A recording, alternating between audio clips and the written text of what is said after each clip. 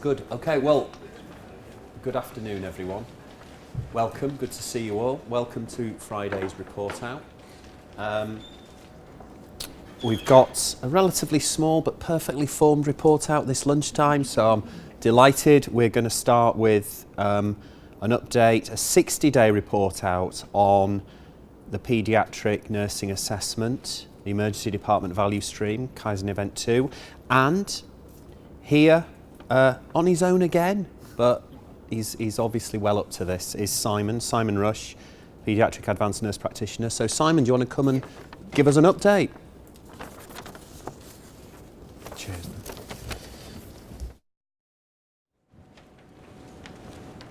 So my name's Simon Rush, I'm the lead paediatric advanced practitioner in children's emergency medicine, and this is the 60-day report out of our value stream.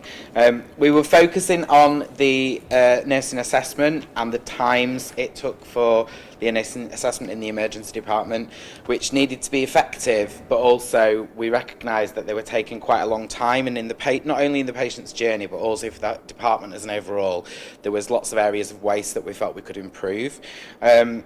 And following on from our, the main thing we were looking at was the time taken to assess and also minimising interruptions to that assessment process, which was actually a huge variable in what caused the delay of the assessment. And the assessment process for children coming into the department is one of the most crucial parts of their journey, because it identifies the sickest children that are waiting in the department and therefore need their interventions to be met in a timely manner.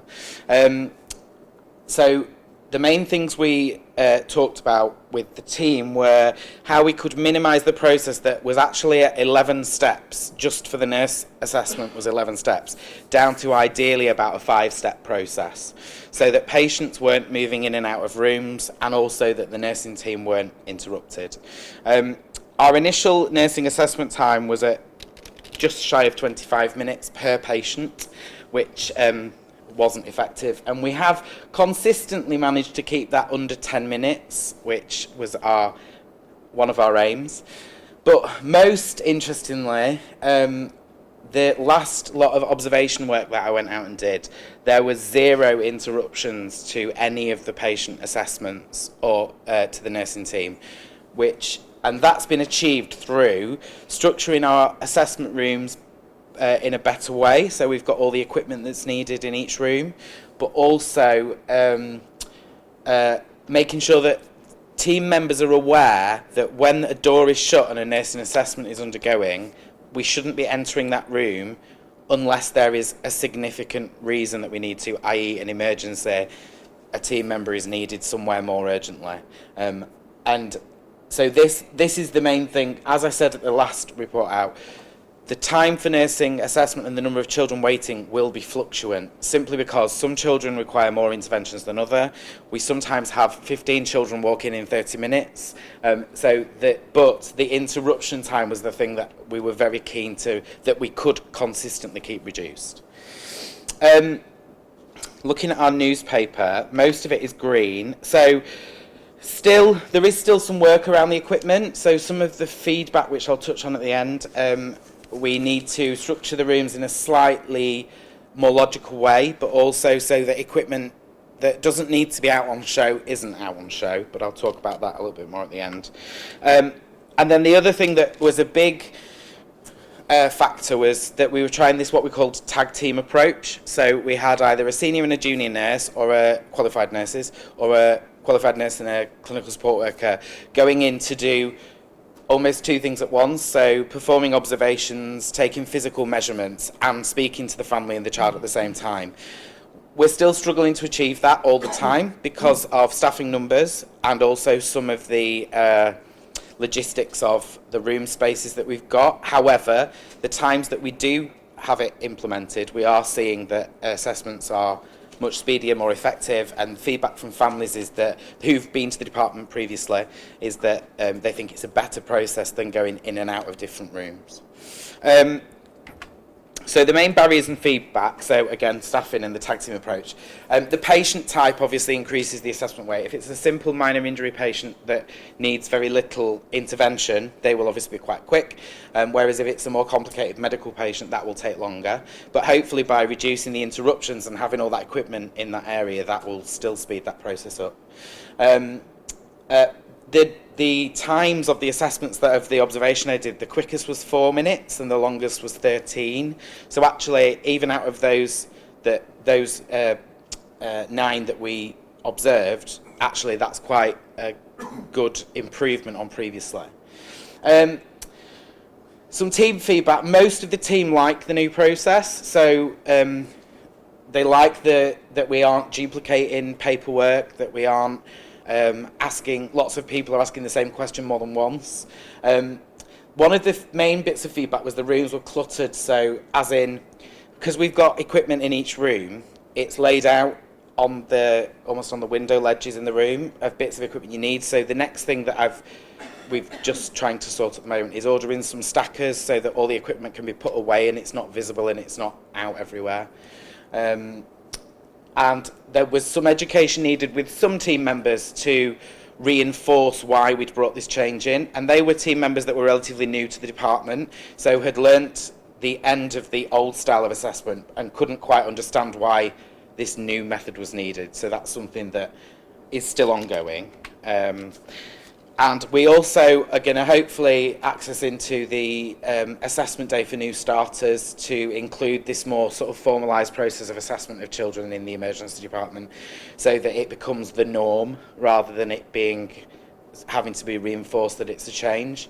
And also to reinforce people's roles around assessment and the actual process itself. The room setup, as I mentioned. And then what I'm hoping to do before the 90-day is to get a more formal feedback from members of staff in the form of a questionnaire, so people that have undertaken the old process and the new process, but also to try and offer that out to some of the families, particularly the families that we see frequently, if they've noticed any difference as well.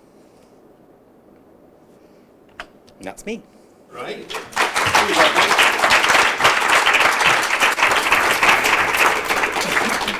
Great, thank you very much, Simon. That's great. Good to see the progress that's been made, and if you stick around for questions, that'd be good.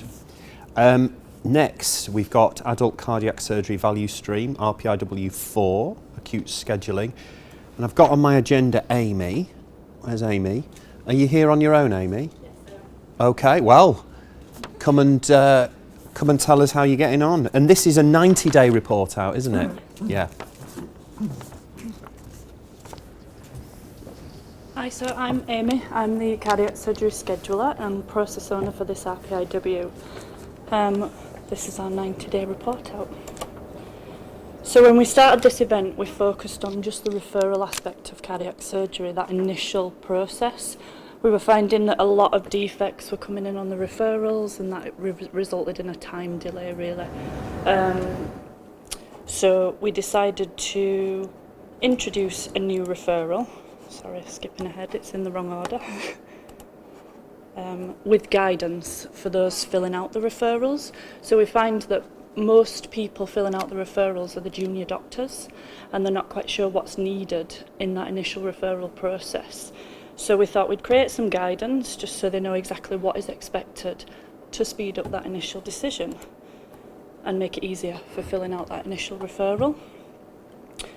This seems to have gone really well. We've had, let me just try going back, sorry. We've managed to reduce defects on the referrals by 87.5%. So we've found that no referrals are coming in without any investigations done. All investigations are done prior to that initial referral process. Hence, obviously, they're enabling the surgeon to make a decision for surgery a lot quicker. And we've also managed to, initially, the lead time for a surgeon making a referral was 63 hours overall. We've managed to maintain that throughout this process at 17 hours, which is obviously a 73% improvement. We're finding that that's still impacting with the weekend. So if a referral's made on a Friday afternoon, it waits that whole process for that weekend time. So we are looking at getting the surgeons access to be able to check those referrals coming in throughout the weekend process. That should hopefully reduce that 17 hours even further. And I managed to go around and speak to some patients for this report out to just get their feedback, because throughout the process I've been visiting patients. We found that initially patients were anxious, awaiting a decision, and they were a little bit unsure of what was happening within the process during that initial decision time. So I've been visiting patients, giving them a bit of information, just reassuring them that a surgeon will be coming to see them as soon as they possibly can. So initially patients were a little bit unsure and a little bit anxious. We've managed to get more feedback, and from the feedback that I've received, patients are no longer sat waiting anxious. They're happy, they feel informed, they feel like they understand the process more, and they're not thinking that they're forgotten about. They know that somebody is basically, you know, doing the best they can for their care. So we've managed to, improve that by 100%, I would say.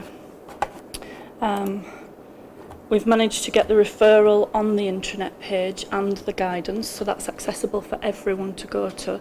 They're not fumbling around in departments thinking, where do I get this referral form from? It's there on the intranet page, available for everybody to just access.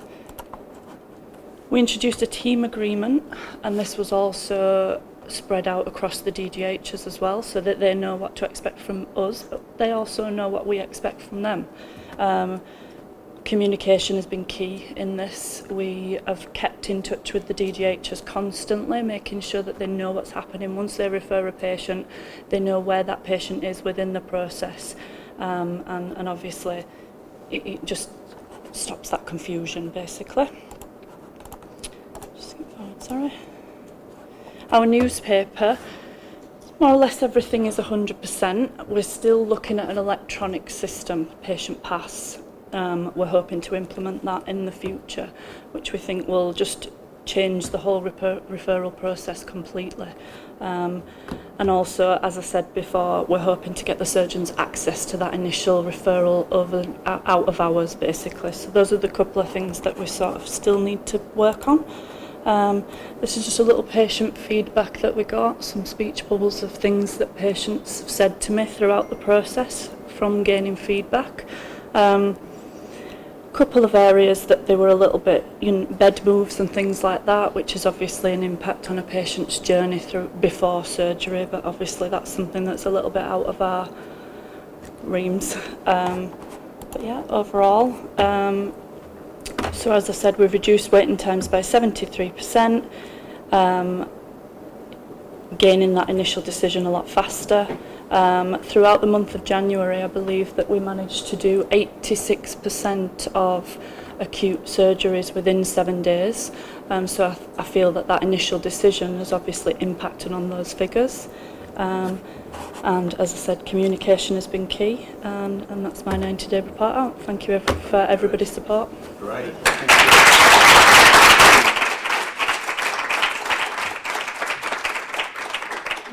Thanks very much, Amy. Well done. That was great and really good progress to see there. I'm sure colleagues will be fascinated kind of what's behind some of that and how you've managed to achieve that. That's really encouraging. Thank you very much.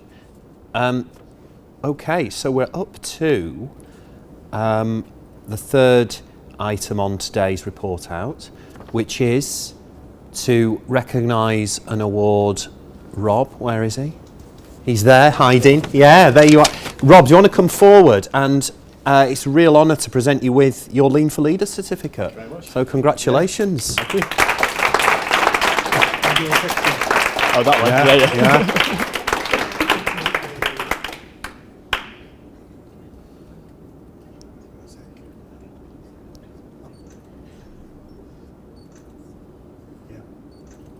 Good. Great. Anything you want to say about it? Well, it's a relief. I mean, it took me nearly 6 months just to finish Module 6, and so I think all I'll say is that when you're working through Lean for Leaders, you see it all in chunks. So you have a module, and then you have this frantic activity to get your homework done, and then it's the next module. So you kind of mentally go, well, I've done that, now to the next thing, and you do this over and over again for 6 modules.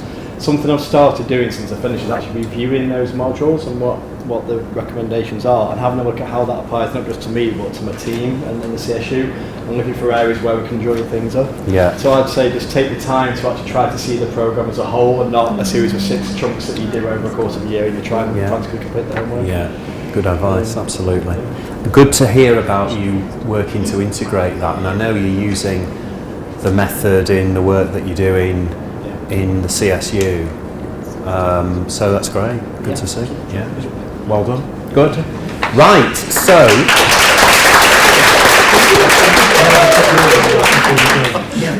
so we have got, it's good, we've got a bit of time for questions and discussion, and you've heard some really good stuff this lunchtime from Simon, Amy, and obviously Rob collecting his certificate for Lean for Leaders. So just be good to perhaps open it up for any questions, comments, reflections.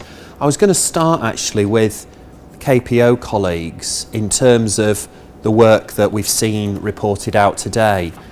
Any particular points you'd like to make about what the teams have done and the great work that we've heard about? I have a comment for Simon actually, because we're starting the next RPIW down in paediatrics, and I can absolutely, Matt and I were down there this week and we saw your room in action, your nurse assessment room, and it's absolutely the way that it's just business as usual now. So hats off to you, 60 days in to be getting that embedded. Great work. And does it feel like that for everyone, would you say, Simon? Yeah, I think some of the changes that we didn't discuss because we've achieved them, but the very simple changes have actually made the team realise, and they've realised actually it's improving their work and also making them more efficient and reducing the amount of time that they're duplicating things, which was one of the most important things. And it does feel like it's embedded. There's still a couple of things that, as I said, that we need to work on a little bit further, but the main actual process I do think is already embedded in the department. That's great, really good. Helen? So I would absolutely echo that. I did a Gemba round in there this morning, and I think the simple things that we talked about in the week, adding a named nurse onto the electronic system, which is being done pretty consistently now. So the nurse in charge knows who to go to, who's looking after which patient. So it really improves that patient safety element. And one of the big things in the week was around the duplication of writing it all down first and then typing. And the comment to me today when I asked about the papers, because there were no papers out, the nurse said, "Oh, I forgot we used to do that." Because it is now, just typing it straight in has become, it's such an easy thing to do. Excellent. And so they're not quite there in terms of, there's some things they're now seeing that can make things even better. But the nurse reflected upon how much better it is when it's busy, because it doesn't feel so busy. Because they've moved into the cubicles and out of the corridor, the space is different. Because they've got named nurses going to the patients, there's no confusion about who's looking after who. It was a really different feel in there today, so well done. And I would also say well done, Amy. We had cardiac VSST today. And the work in the cardiac value streams really starting to shine through. And it feels a little bit understated, the achievements that you've had, and I think we really need to share those a bit more widely. It's good. I agree, because they're really impressive. Dave? Well, it's just a comment and a question for Amy, really.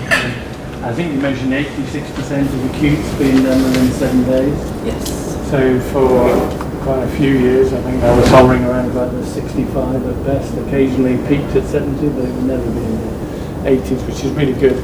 But one thing you didn't mention, and I wonder whether you've got it, part of that process to manage the acute referrals from outside is to give them an answer of no, this patient is not for surgery as soon as possible. And that was always really poor. So are you able to share with us whether you have that data to hand? Because as much as getting people through the surgery in 7 days is important, getting an answer back to the DG to say, no, your patient doesn't need surgery or is not a candidate for surgery is just as important. So the whole introduction of the surgeons being able to make a decision on the actual piece of paper referral rather than having to bring the patient across from the DGHs for assessment, which is obviously time consuming. They've started they make the decision based on that referral, and if they think that a patient is not a surgical candidate, they will then communicate that decision immediately. That's my understanding. What I'm trying to say is, maybe not now, but maybe for the future, if you could pull out, what is the time to that decision to know? Because that, for me, is just as important, because that's one of the things that the cardiologists in the surrounding hospitals wanted to know. They were sitting previously on these patients for 7 days, sometimes 14 days, before they had a decision. And whilst the decision now is obviously go for surgery and it's 86%, which is fantastic, what is the time to know? Because I think that would be an equally good KPI to be commenting on. That's something I've not actually monitored. I still think it would be the overall initial decision time has become very fast, so I still think that would be the stats would probably be good on that as well, but I can certainly look into it. I think there will be, but I think I'm just trying to say about so it's indicative in that number because that's a decision back, either yes or no. It's not only measuring yes decisions, so the lead time there at 17 hours. There may be a lag in getting that information to you, but it's certainly not going to be 30 hours. But in the past, there would be a long lag time and a huge length of pre-decision length of stay in the district general hospitals. I think what you're telling me, and I'm sure what you're telling me, is that length of time to a no is massively reduced. And so you'll have it in your data, but it's just pulling it out and being able to say it. And that is a really big positive as well for the DGs. I think they'll have it. Great. I think Jenny, then Sarge. So mine was a comment to both of you, really. I really liked the bit where you're still circling back around the patient's experience. Really, just that, I think, so powerful, because we're measuring a lot, but that is what it's all about, isn't it? I really like that common theme of this getting an answer, getting to the priority quicker, getting an answer quicker. Really like that theme. Well done. Well done. It's good. You're right, Jenny. I think that underpins the work in terms of what that kind of a key question we ask ourselves: what does and doesn't add value for patients. Sarge. Yeah, just to pick up for the acute cardiac pathway, and I think this will be massive for patients, and particularly for district general hospitals, in terms of the form and all of the tests coming through to the surgeons to make the decision, because I can imagine a scenario, certainly from the work I was involved in, where patients were having to be brought across and a decision made on site for that patient to be then told, no, not suitable for cardiac surgery and back to district. So if we think about non-value add time, and the whole process and the resource involved in bringing those patients to not have the surgery to send back, I think that's fantastic in terms of what we've just heard today. So absolutely. I'm wondering, Amy, the extent to which we should be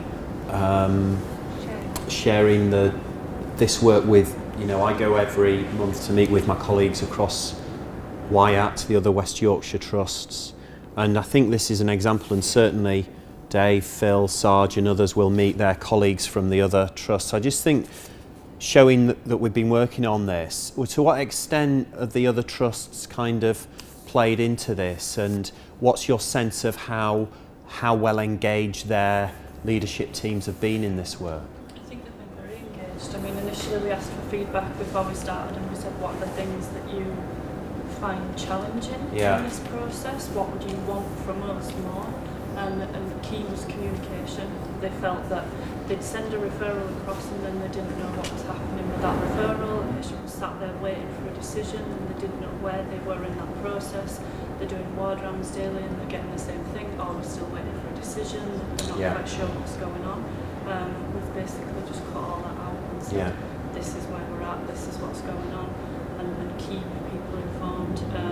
They've all set up generalised email accounts so that you can just respond to one account rather than individual SHOs or FY1s and things like that, so that they can basically, all the information is feeding back to that one account. So if you want to know something about a patient within their pathway, you just log on and look at the response and you can see where they're at. Great, really good. That's good. Jim? Yeah, all that's been said there, but I think the report out and Amy's very modest in the amount of collaboration, both pre and during event and obviously subsequently as well. Realising that our customers, if you like, are our patients, but also our colleagues across the region, and going out to ask them, well, what's difficult about this? Unless we'd have done that, or they'd have done that, you wouldn't, I don't think, have seen the results here. So I think it's just to reinforce that it's a very modest delivery of what is a very significant piece of work. Yeah, we can get, I love a good metric, 17 hours from 31 is mega, but there's an awful lot of collaboration in there, and as you've picked up just in that conversation, the value of that going forward might eclipse that headline in terms of the time saving. Absolutely. Yeah. Thank you, Jimmy. Phil? And then Jim? Yeah, it was good. Just coming back to Simon. So you've had a pretty tough winter in PCB for various reasons. But actually to have embedded a lot of this stuff in it, to have become business as usual, it is really impressive. I just wonder, what do you think it is? What's made the difference? What's kind of rallied the staff to do this? So I think part of why it was embedded quite quickly is that we did have quite a significant cohort of new staff that actually it was quite the previous behaviours weren't necessarily as embedded in, so the new behaviours it was easy to embed, but also the nature of working in ED, you have to be very adaptable, and so a lot of our nursing medical team, we are quite used to changing quite frequently, and it only takes a few days for something new for us to do, and then just because of the way that we work, actually that allows us to get things embedded a little bit quicker, I would think. And also I think because there was key people from different aspects of the team that were involved and there quite frequently, that allowed us to embed it a bit quicker, because there was always people there saying, oh, why have we gone back to doing it like that at the moment? We need to, and that made it go a little bit quicker. But also I think because the staff realised it wasn't working, and it was streamlining what they were doing, and they were spending less time doing two things, that it just made them want to do it more. Not short of opportunities to practice. No. Jenny? So I'm really liking, not just in this method, but around the trust, we're trying to bring the voices of people and the stories into our improvement work, aren't we? Because that's really powerful, whether it be staff or patients, and I love that this, I think, is it the first one really where we've managed to get out in across organisation. We've done across CSU, but so if there is some way of being able to get other organisations' voices in to report out. Yes, that's that would be, don't drag them all the way up. It's a good point, that, Jenny, and I think just we're often used as an example to the rest of the NHS, along with some other trusts that are doing notable work in improvement. But I think what's really good is being able to do that for real for patients in Leeds, across West Yorkshire, where there's a direct benefit for things that are increasingly important, the way we work together as a system, a group of trusts together for patients. Cancer's another example where we rely on the interactions of clinicians across the whole of West Yorkshire to get the best outcomes for patients, and this is a really good example of some collaborative work on that. A system report, Amy. Yeah. Sorry, I'm getting carried away. So we're I think at time, and I just wanted to finish by saying again a big thank you to Simon, Amy, and well done, Rob. It's been I think it's been good to have a bit more time for discussion and questions. That's been valuable. Please will you take back our thanks to your teams, and well done for coming along on your own and standing up here and telling us the story. Great work, keep it going, and we'll see you all next week. Thank you very much.